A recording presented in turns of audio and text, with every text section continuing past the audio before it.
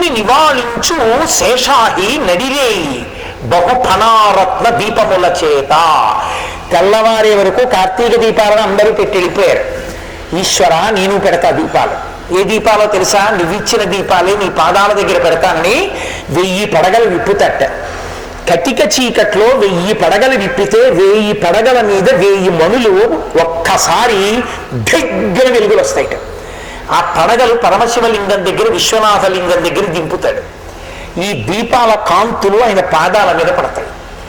పరమేశ్వర నాకు 1000 పడగలు, పడగల మీద మణులు ఉన్నందుకు నిన్ను సేవించుకున్నానని వెళ్ళిపోతాట శేషుడు. అర్ధరాత్రి విశ్వనాథుణ్ణి శేషుడు 1000 పడగల మీద మణులతో దీపకాంతుల చేత సేవించే పట్టణం కాశికాపట్టణం. కాబట్టి శివుని నివాళించు నడిరే ఈ శేషాహి బహుఫణారత్న దీపముల చేత. అంతర్హితంబులై అర్చించు ఈశాను ఫల పుష్పముల కల్ప పాదపములు. కల్పవృక్షములన్నీ కూడా వచ్చి రాత్రి పరమేశ్వరుడి దగ్గర నిలబడి తాము పూసినటువంటి పూలు, తమకి కాసిన కాయలు పరమేశ్వరుడి దగ్గర పెట్టి పరమేశ్వర స్వీకరించండి అని నివేదన చేస్తాయి. అర్ధరాత్రి వేళ శేషుడు వస్తాడు, కల్పవృక్షములు వస్తాయి, వాటి పువ్వులతో పూజ చేసి వాటి పళ్ళు ఆయనకి పెట్టి పెడతాయి. అంతర్హితంబులై. మీరు వెళ్ళి చూద్దామంటే మీకు కనపడవు, నీ కంటి శక్తికి కనపడని రీతిలో వస్తాయి. అంతర్హితంబులై అర్చించు ఈశాను ఫల పుష్పముల కల్ప పాదపములు. కామధేనువు ఇందు ఖండేందు శేఖరు నూఢాస్యదారల నొలలార్చు. రాత్రి కామధేనువు తన దూడతో వస్తుంది, ధేనువుతో వచ్చి పరమేశ్వరుని యొక్క విశ్వనాథలింగం దగ్గరికి వెళ్ళి 2 కాళ్ళు ముందు పెట్టి ఆ పొదుగు ఆయన శివలింగం మీద వచ్చేటట్టుగా పెట్టి పాల ధారలు అలా కురిపించేస్తుంది. తెల్లటి పాలలో నల్లటి ఆ శివలింగం ఇలా తడిసి ముద్దయిపోయి పాలతో ఇలా నిండిపోయే వరకు పరమశివుడు అబ్బా కామధేనువా నాకు ఇంకా చాలు పరవశించిపోయాను అనేంత వరకు ఓలలారుస్తుంది టైంని. అలా విడిచిపెడుతుంది పాలు. కాబట్టి అక్కడ కామధేనువు నిలబడి అభిషేకం చేస్తుంది ఆయన్ని. కామధేనువు ఇందు ఖండేందు మౌళి ఇందు ఖండేందు శేఖరు నూఢాస్యదారల నొలలార్చు. అక్కడ 9 మణులు, అక్కడ ఉండేటటువంటివి 9 నిధులు. నవనిధులు అంటుంటాం కదా మనం, అవి కంఠే కానునకిచ్చు నిర్మల మణులు కానుకలు కాగా నిర్మలమైనటువంటి మణులు తీసుకొచ్చి రాత్రి వేళలో ఆ 9 నిధులు కూడా ఒక్కొక్క మణిని పరమశివుడికి ప్రసాదించి ఆయన అనుగ్రహం కోసం ఆయనకి కైంకర్యంగా సమర్పించుకుని వెళ్ళిపోతాయి.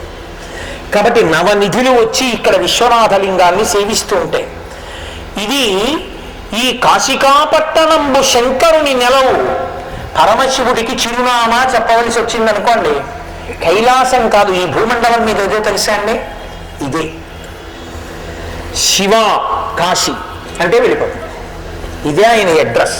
మీకు బాగా అర్థమయ్యేట్టు నేను మాట్లాడాలి అంటే. కాబట్టి ఆయన ఉండే ప్రదేశం, ఆయన తిరిగే ప్రదేశం, ఆయన తినే ప్రదేశం, ఆయన పార్వతీదేవితో కలిసి ఉండే ప్రదేశం ఇదే. ఆయన ఇక్కడ ఉంటాడు కాబట్టి 33 కోట్ల దేవతలు త్రిమూర్తుల్లో మిగిలిన వాళ్ళు ఇక్కడికి వచ్చి ఆయనతో మాట్లాడి ఆయన అనుగ్రహాన్ని పొంది వెడుతూ ఉంటారు ఇప్పుడు. కాబట్టి ఎప్పుడూ కూడా ఆ వారణాసి పట్టణంబు కాశికాపట్టణము శంకరుని నెలవు, పరమేశ్వరుని యొక్క నెలవు. కలి ప్రవేశింపడ ఆనందకాననమున. కలిపురుషుడు ఈ ఆనందకాననంలోకి ప్రవేశించడు. కలి ప్రవేశించడు కాబట్టే ఇక్కడ పాపపుటాలోచనలు రావడం అన్నది బాగా తక్కువగా ఉంటుంది. మీరు చూడండి, ఎక్కడన్నా ఉన్నారనుకోండి, 1 గంట ఖాళీగా ఉన్నారనుకోండి, టీవీ పెడతాడు. కాశీ వచ్చి గంట ఖాళీగా ఉన్నారనుకోండి, గంగా స్నానానికో దేనికి వెళ్ళిపోతాడు. ఆ గుళ్ళోకో, గంగా స్నానానికో, దీపం పెట్టడానికో, పుస్తకం చదువుకోవడానికో, ధ్యానం చేసుకోవడానికో, నామం చెప్పడానికో, దేనికో దానికి వెళ్ళిపోతాడు. కాశీ వచ్చాం కదండి అంటారు. కాబట్టి ఇది కలి ప్రవేశింపడానందకాననమున. ఇక్కడ కలిపురుషుడు ప్రవేశించడు. పవిత్రపుట ఆలోచనలు తమంత తాము కలుగుతాయి.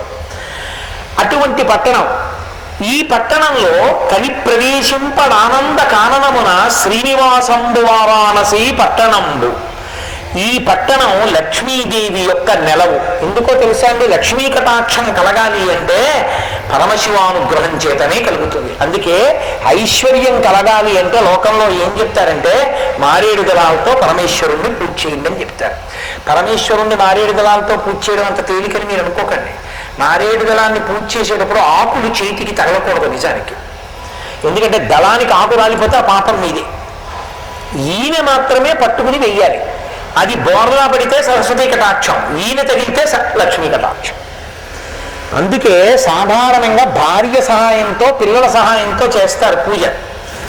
వాళ్ళు తుడిచి, మీరు ఎప్పుడైనా పెద్ద పెద్ద పీఠాలు పెడితే కంచికామకోట పీఠంలో మీకు కనపడుతుంది ఎదురుగుండా పరమాచార్య స్వామి వారి సన్నిధానం దగ్గర బృందావనంలో మారేడు దళాన్ని తుడుస్తారు జాగ్రత్తగా. ఏం శంకర్ గారు చక్కగా తుడిచి వెదురు బుట్టల్లో పేరుస్తారు. ఎందుకని అంటే పరమేశ్వరుడికి మీరు అంత గొప్ప శక్తినివ్వగలిగిన మారేడు దళాన్ని బూజుతో కానీ సాలెపురుగుతో కానీ చీమతో కానీ చేసేసారా ఆ పాపం మీదే.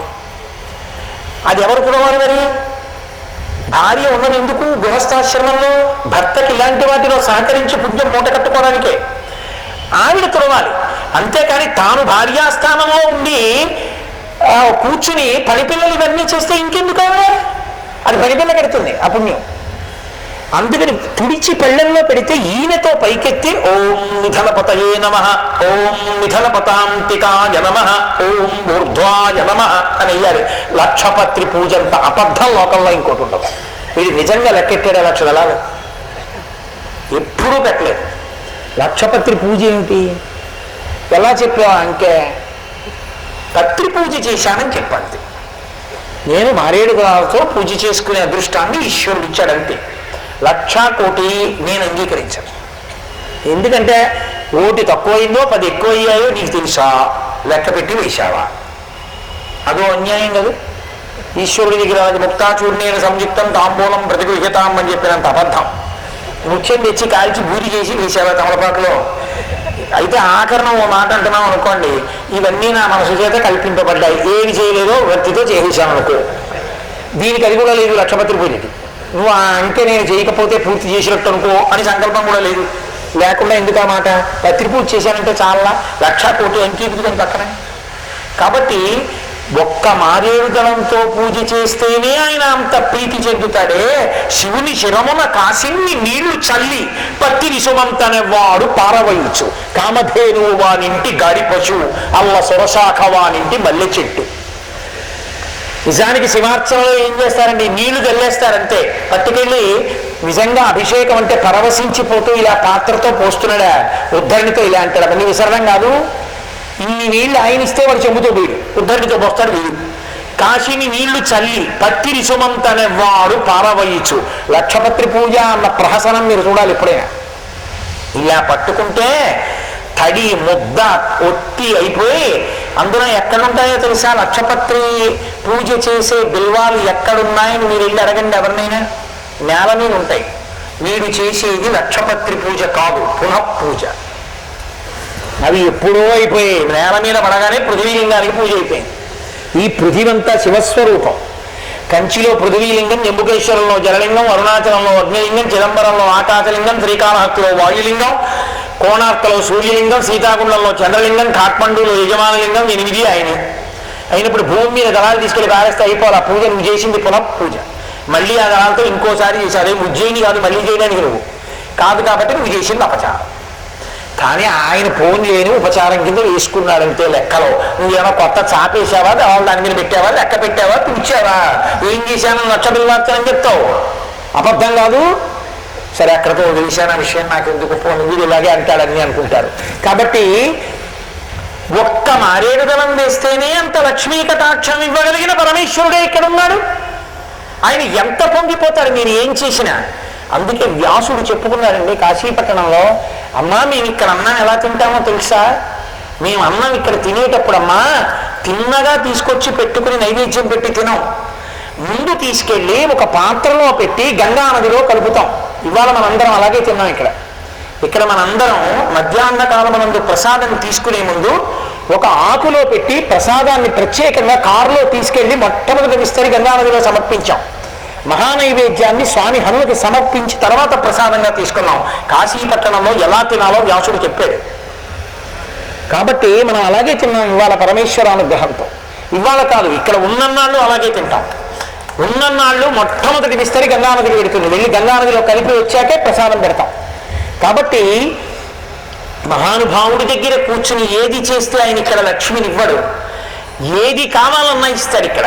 అందుకే శ్రీనివాసంబు వారాణసీ పట్టణంబు శ్రీకి నెలవు. ఇది ఇక్కడికి వచ్చిన వాళ్ళందరూ ఆయన దగ్గర కావలసినవన్నీ పట్టుకుని వెళ్ళిపోతుంటారు, ఆయన అనుగ్రహించేస్తుంటాడు. ఇక్కడ ముక్తి సంధాయకంబు అవిముక్తకంబు, ఇక్కడ మోక్షం కలుగుతూ ఉంటుంది. అందుకే ఈ మోక్ష సంధాయకంబు అవిముక్తకంబు, అవిముక్తకము అన్న పేరుతో మోక్షాన్ని పొందడానికి ఈ లోకంలో హేతువైన పట్టణం ఇదొక్కటే. శంకరాచార్యుల వారు ఏమన్నారో తెలుసా అండి? అసలు శంకర భగవత్పాదులకు వచ్చిన ఆలోచన వంటి ఆలోచన లోకంలో ఎవరికి రాదు. అద్భుతంగా చెప్తారు మహానుభావుడు ఇది చెప్పిన. ఆయన అన్నారు, కాశీధన్యతమా విముక్తి నగరీ సాలంకృత గంగయా త్వత్తీరే మణికర్ణికా సుఖకరీ ముక్తిర్హి తత్కింకరీ స్వర్లోకస్తులిత సహైశ్చ విభుతైః కాశ్యా సమం బ్రహ్మణ. కాశీక్షోణితలే స్థిత గురుతరా స్వర్గో లఘుత్వం గతః అన్నారు ఆయన. అన్నారు కాశీధన్యతమా, ఈ కాశీ పట్టణం అంత ధన్యమైన పట్టణం ఇంకోటి లేదు. ఎందువల్ల? అసలు ఈ కాశీ పట్టణమే అంత గొప్పది. దీనికి తోడు బంగారుపు పళ్ళానికి గోడ చేరుపులా ఇంకా కొన్ని కలిసి. కాశీధన్యతమా విముక్తి నగరీ సాలంకృత గంగయా. మనం ఆడపిల్లని కన్యాదానం చేసేటప్పుడు సాలంకృత కన్యాదానం అంటాం, అలంకారం చేస్తాం. అలా అసలే ఇంత గొప్ప కాశీపట్టణం, దీనికి ఓ పెద్ద అలంకారం వచ్చింది. ఏమిటో అలంకారం? మెడలో చంద్రహారం వేసామనుకోండి, హారం వేస్తే ఇలా ఉంటుంది. అంతేకాని కుత్తి కంటి అని ఆ కంఠానికి నొక్కుకునేటట్టు వేసుకోరాదు, ఆభరణం పెట్టుకుంటారు.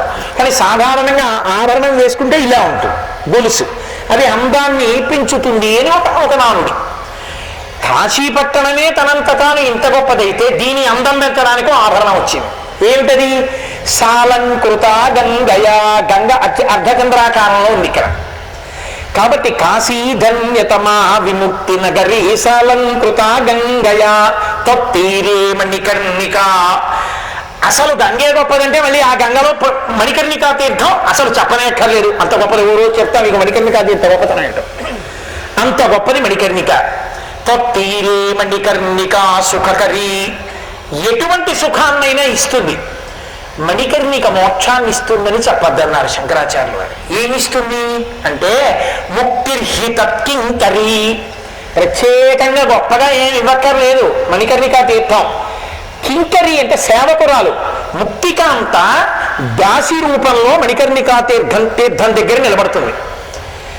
ఎలా స్నానం చెయ్యాలో అలా ఒకరోజు చెప్పి చేయిస్తాను మీ అందరితో, అప్పుడు చేద్దాం. అలా మణికర్ణికలో ఎవరు స్నానం చేస్తారో వాళ్ళని మణికర్ణికా తీర్థకాంత అంటుందిట. ఓ దాసి, ఓ కింకరి, అదిగో వచ్చారు వాళ్ళ దగ్గరికి వెళ్ళట్టు. అంత గొప్ప మోక్షం ఎంత తేలిగ్గా వస్తుందంటే వెళ్ళి అక్కడ మునిగితే చాలు, ఆ మణికర్ణికా తీర్థము యొక్క కింకరి సేవకురాలు దాసి అయినటువంటి మోక్షకాంత వరిస్తుంది. ఇప్పుడు ఎంత పెరిగింది కాశీ గొప్పతనం. కాశీధన్యతమా విముక్తి నగరీ సాలంకృత గంగయా త్వత్తీరే మణికర్ణిక సుఖకరీ ముక్తిర్హి తత్కింకరీ. ఇప్పుడు బ్రహ్మగారికో అనుమానం వచ్చింది. చతుర్ముఖ బ్రహ్మగారు అన్నట్ట, నేను సృష్టించానుగా ఇవన్నీ, నేను ఇదొక్కటే కాదు, కాశీపట్టణాన్ని పరమేశ్వరుడు తీసుకొచ్చాడు, ఆయన ఉంటాడు. బ్రహ్మాండాలు లయమైపోయినప్పుడు కూడా త్రిశూలం మీద పెడతారు, బాగుంది, చాలా సంతోషం. కానీ నేను సృష్టించినవి ఇంకా చాలా ఉన్నాయి. స్వర్గలోకం ఉంది, దేవతలు ఉన్నారు, భోగాలు ఉన్నాయి, కల్పవృక్షాలు ఉన్నాయి, కామధేనువులు ఉన్నాయి. అవన్నీ కలిపితే గొప్పదా, కాశీపట్టణం గొప్పదా అని ఆయనకు అనుమానం వచ్చింది. స్వర్లోకస్తులిత సహస్సహై